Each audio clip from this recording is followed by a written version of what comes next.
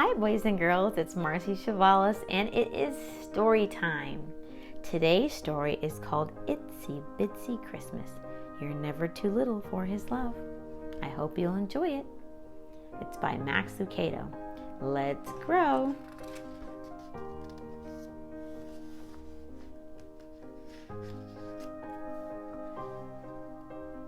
Bitsy, watch out! Itsy grabbed his little sister's tail and pulled her back just in time. The big wagon rolled past and splashed them with mud.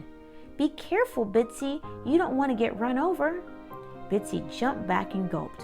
Her big eyes grew even wider. I've never seen Bethlehem so busy, she exclaimed. People everywhere, wagons rolling, cows mooing, donkeys pulling, and camels. Do you know that camels spit?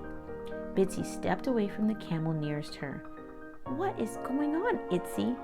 Follow me and I'll show you, the older mouse replied. Itsy took his sister's hand and they scampered to the top of the city wall. It's time to count all the people. Everyone has to go to their hometown and sign the big book. Bitsy looked around.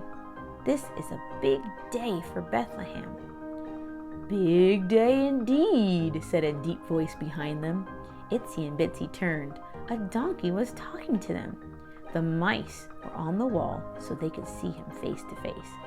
Whoa, you're big, said Itsy. I've never seen inside the nose of a donkey, he added, peering inside the nostril. Ew-wee, Bitsy offered. Have you looked inside the nostril of a donkey? I don't think it'd be very pretty, huh? Who are you? She asked the donkey. I'm Daniel from a faraway town. Are you here to be counted? No, he said very slowly. I'm here because of the king. What? Haven't you heard? The king is coming to Bethlehem. But Bethlehem is an itsy bitsy town, Bitsy explained. Why would a king come here? This king is special.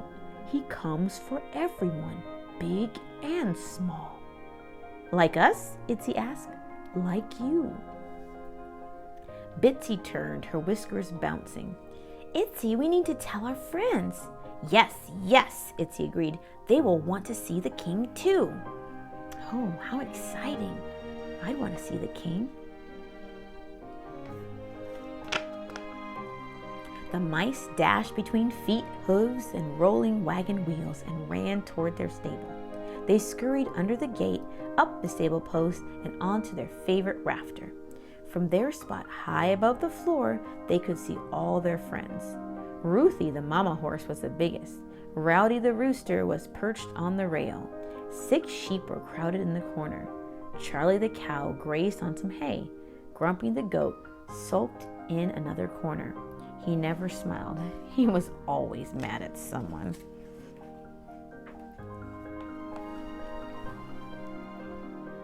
Itsy cupped his hands over his mouth and squeaked. Okay, everyone, gather in. We need to talk. No one moved. Bitsy tried. We have big news. No response. Bitsy turned to Rowdy the rooster. Can you help us? Sure, replied Rowdy. I love any excuse to make some noise. He leaned his head back. Cock-a-doodle-doo! The animals lifted their heads. Hey, groaned Grumpy the goat. Knock it off. I'm trying to nap. Itsy and I have big news. You're moving, Grumpy muttered. Grumpy, be nice, said Ruthie the mama horse. Itsy and Bitsy, tell us your big news. A king is coming to Bethlehem, to us. No one spoke for a long time. Then Rowdy crowed, A king to Bethlehem? That will never happen. The others snorted, bawed, neighed, and mooed in agreement. Kings come to important places, offered the sheep. And to important people, agreed Grumpy, not to places like Bethlehem or to mice like you. Itsy and Bitsy, Ruthie, the mama horse, spoke up. I'm afraid this place is too common for a king. No king would care about us. Itsy looked at Bitsy. Well, Bitsy and I are going to find the king. Good luck with that, chuckled Grumpy. To see the king, to see the king. Bitsy zipped down the post and out into the street, but then she stopped. Itsy, where will we find him? Itsy paused for a moment, placing his finger on his chin. Well, let's go where the important people go, to the city gate. Off they went. The leaders of the town sat at the city gate making decisions. Bitsy spotted a wise owl sitting on top of the gate. Mr. Owl, she shouted, we hear that a king is coming to Bethlehem. Have you seen him? A king in tiny little Bethlehem? You won't find a king here. So the king had come to the wise ones at the city gate. I know, Itsy offered.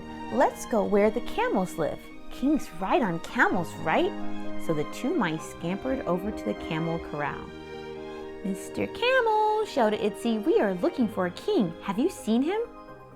Silly mouse, I've carried some very rich and important men in my day, but I assure you, they didn't come here. Kings don't come to common places like Bethlehem.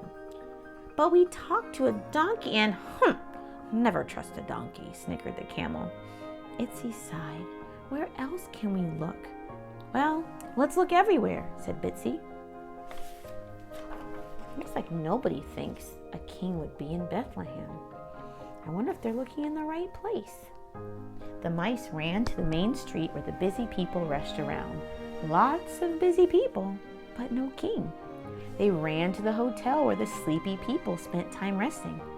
Lots of sleepy people, but no king. They ran to the city market where the business people worked all day. Lots of working people, but you're right, no king. I bet they feel discouraged now. They heard there's a king and they can't find him. Do you think that they'll find him? Let's make a prediction. Who thinks that they'll find the king? All right, who thinks they should give up because they're not going to find him? Let's read on and see what happens. Finally, Itsy and Bitsy began to get tired. It was getting dark. Let's go home, Bitsy, Itsy sighed. Everyone is right. No king is coming for us. We aren't important enough. Bitsy started to object, but didn't. A tear formed on her cheek as they headed toward home. I always wanted to see a king. Now I guess I never will. Aww. But when the mice neared the stable, they saw Daniel the donkey, the same one who had told them about the king. Itsy and Bitsy ran up onto the stable fence. We have looked all over the town for the king. We couldn't find him. Well, said the donkey in his low, slow voice, you just did. They found the king? Let's see. Oh! Daniel motioned with his head to the center of the stable where all the animals stood in a circle. The two mice scampered up a fence post and looked. A little baby was asleep in the manger. Who is he? Asked Itsy. He is the king, replied Ruthie. Just like you said, a king came to Bethlehem. His name is Jesus, explained Daniel the donkey. God sent him to love us, help us, and save us. He came for me even though I laughed at you? Asked Rowdy the rooster. And for us, even though we doubted you? Asked the sheep. And me, I can get cranky, admitted Grumpy. Daniel smiled and nodded his big head. God sent Jesus for us all. Who would have thought, observed Itsy, a king for everyone? A tiny tear of joy rolled all the way down Bitsy's nose. He came, Bitsy said with a smile, even for a little one like me. What a lovely story. It reminds us that Jesus came for everyone. Tall, small, near, far, came for everyone. You're never too little for his love. I hope you enjoyed the story. If you like it, go ahead and click the like button. If you want to hear more stories, click subscribe. Until the next time, have a great day. Bye-bye.